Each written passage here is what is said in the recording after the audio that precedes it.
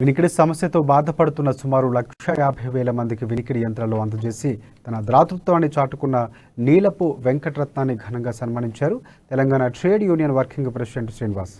సేవ automotive private limited సంస్థలో ఎండీగా విధులు నిర్వహిస్తూ ఆర్థిక ఇబ్బందులతో సతమతమవుతున్న ఎంతో మందికి సేవా కార్యక్రమాలు నిర్వహించిన నీలపు వెంకటరత్నాన్ని సన్మానించడం సంతోషంగా ఉందని అన్నారు. ఇలాంటి స్వచ్ఛంద సంస్థ ప్రారంభించకుండా స్వయంగా సేవలు నిర్వహించడం గొప్ప విషయమని కితాబునిచ్చారు. తెలంగాణ కార్మిక విభాగం స్టేట్ వర్కింగ్ ప్రెసిడెంట్ టీడీయూసీ ఈ రోజు సన్మాన సభ జరుపుకోవడం జరిగింది.